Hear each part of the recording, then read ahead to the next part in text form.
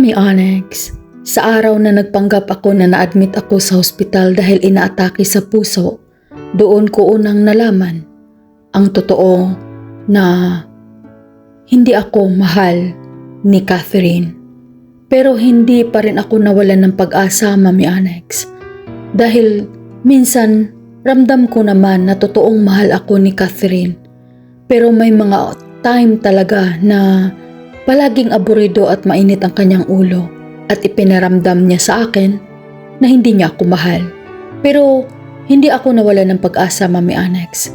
Kaya nabuo ulit ang panibagong plano namin ng aking kaibigan na si James at ang aking ina, Mami Onyx. Catherine, aalis ka ba? Opo. May mahalaga akong pupuntahan. Bakit? Umupo ka dito, katabi sa wheelchair ni Dexter. Gusto ko kayong kakausaping dalawa. Kahit paralitiko yung kabilang bahagi ng katawan ng anak ko, alam ko, naririnig at naintindihan niya ako. Hindi man siya makapagsalita ng maayos. Umupo ka. Diyan ka sa tabi. Ano ho yun? Ano ho yung sasabihin niyo sa akin? Sa amin ni Dexter? Catherine, kahit hindi pa kayo kasal ng anak ko, at nandito ka na rin lang nakatira sa pamamahay na ito, tumayo ka na bilang asawa niya. Hindi ko kayang alagaan ang anak ko dahil kailangan kong umalis. Kailangan kong pumunta ng Manila. Dahil may mahalaga akong asikasuhin doon. Iiwan kita dito kasama ng anak ko at ikaw ang mag-alaga sa kanya. Ma, baka hindi ko kaya yan. Kailangan ko ng may makasama at katulong dito sa bahay. Hindi ko kayang alagaan si Dexter na mag-isa. Lalo pat may anak ako. Baka hindi ko yan makayanan. Mahal mo ba ang anak ko? Buo ba yung desisyon mo na sumama dito sa kanya at dito manirahan sa bahay namin? Buo na ba yung desisyon mo na maging asawa ng anak ko?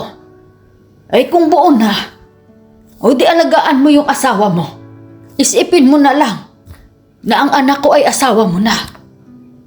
Kaya sige, bukas din ang alis ko dahil meron akong ticket para flight ko papuntang Manila. Kaya ikaw na ang bahala sa kanya. Nahala.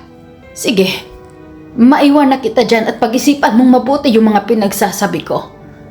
At sabihin mo rin sa akin kung hindi mo kaya ngayon din. Kung hindi mo talaga mahal ang anak ko, pwede ka nang umalis. Pwede mo nang iiwan ang anak ko at ako na bahala sa kanya. Ma. God. Ikaw na bahalag magkasikaso dyan. At ako'y mag-iimpake na. Sige. Dexter. Ano ba itong pasanin na ibinigay mo sa akin? Pinili kita, minahal kita. Dahil ang akala ko, matulungan mo ako sa mga burden ko sa buhay. Alam mo naman, Dexter, single mom ako.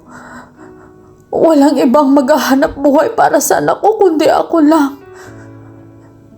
Hindi ko inasa sa'yo yung mga gastusin ng anak ko dahil alam ko, hindi mo anak ang anak ko. Dexter. Kawawa naman si Catherine. Pero kailangan ko talagang pampanin ang pagpapanggap ko. Ako isang politiko na nakaupo dito sa wheelchair. Gusto kong makita kung ano talaga ang gagawin niya. Gusto kong malaman kung hanggang saan ang pasensya niya at pagmamahal niya sa akin. Pasensya ka na, Catherine. Pasensya ka na. Dexter. Ma. Aalis na ako. Sige ho. Susunduin ako ni James at doon muna ako sa kanila magstay. Okay, ma. Itawagan mo lang ako kung kailangan mo ako ha. Oo, sige ma. Huwag kang mag-alala. Tingnan natin kung hanggang saan ang pagpapanggap mo ng ganito na ikaw ay imbalidong tao. Panindigan mo yan ha, Dexter. Opo. Kung ano man yung malalaman mo ang katotohanan, masakit man o hindi, kailangan mong tanggapin ha anak. Opo, ma. Huwag kang mag-alala sa akin. Alam ko ang ginagawa ko. At saka, nandyan na sa baba yung driver ni Paring James. Naghihintay na sa'yo sa baba. At baka babalik na si Catherine. Naghahatid lang yun kay Jinjin. Kaya sige na ma. Mas mainam ng pagbalik niya dito wala ka na dito sa bahay para malaman ko kung anong gagawin niya sa akin. Alagaan ba niya ako o baliwalain? Sige na ma. Sige na ma. Umalis ka na. Nahala, sige. Alis na ako anak. Mag-ingat ka dito ha. Ay nako, buhay talaga. Ay, gampanan mo yung pagpapanggap mo na naka-wheelchair ka. Sige anak, alis na ako. Ingat ka dito. Sige ma. Bye. Nakaalis na si mama. Hintayin ko na lang dito sa sala si Catherine. Tingnan ko kung anong gagawin niya.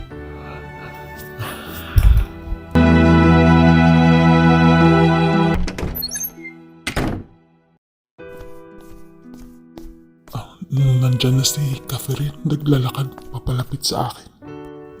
Dexter, umalis na ba si mama? Kumain ka na ba?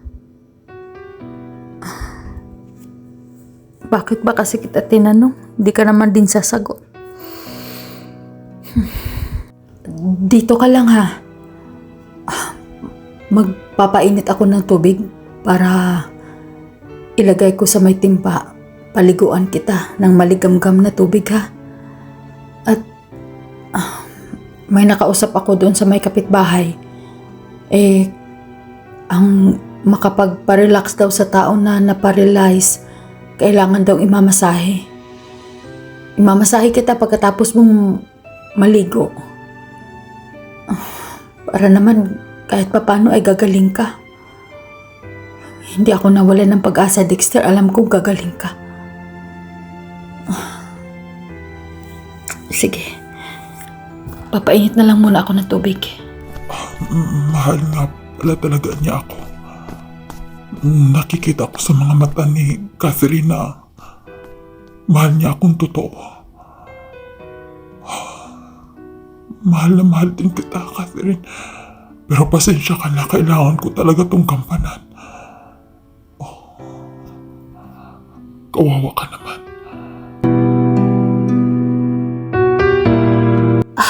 Dexter, aalis na muna ako ha.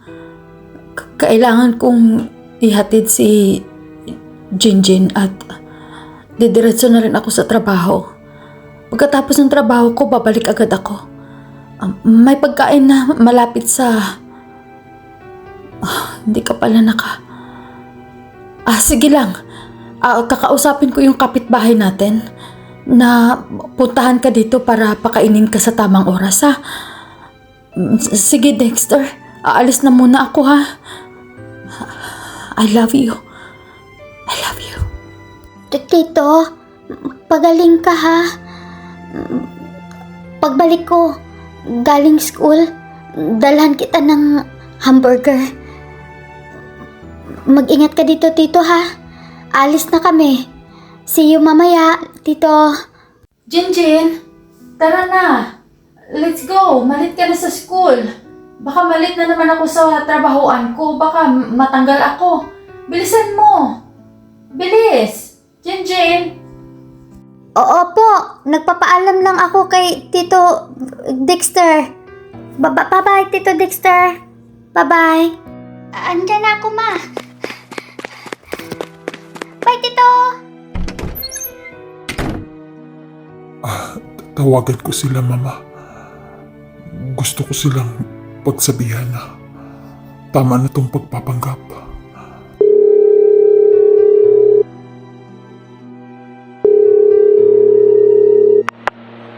Hello? Anak? tumawag ka? Hello ma.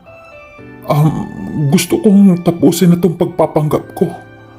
Nakita ko nang nahihirapan si Catherine sa mga gawain dito sa bahay, sa trabaho niya at paghatid sundo ng anak niya at pag-asikaso pa. Sobra-sobra na ang burden na ibinigay ko sa kanya at nakita ko man na mahal niya ako. Hindi niya ako pinabayaan ma. Mag-aapat na buwan na ma. Naawa na ako sa kanya. Kung yan ang gusto mo, anak, kung nakita mo naman talaga na mahal ka talaga ni Catherine, nahala, sige. Ipapasundo kita dyan ng ambulansya. Sige, sino ba kasama mo dyan ngayon? Ha? Kakaalis lang ni Catherine. Hinahatid yung anak niya na si Jinjin at didiretso na siya sa trabaho niya. Kawawa naman kasi ma. Kasi pagdating dito sa bahay siya pang magluluto, maglilinis at papaliguan pa niya ako tapos minamasahin niya ako para daw gagaling ako agad. Yan ang ginawa niya sa loob ng ilang mga buwan ma. Hindi niya ako pinabayaan. At mamaya may pupunta din dito na tutulong sa akin para i-feed ako. Dahil siyempre hindi ako makakain na mag-isa. Diba yun ang pagkukunwari ko? Sige na ma. Magpadala ka na dito ng ambulansya para sunduin ako. Siya, sige. Sige, hintayin mo lang dyan.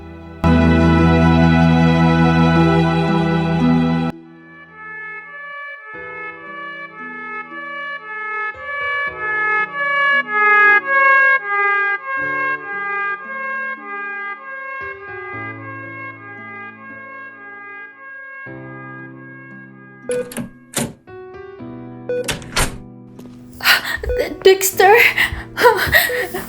Dexter! Bakit nakatabo na siya ng puti na kumot? Patay na ba si Dexter? Doc! Dexter! Dexter!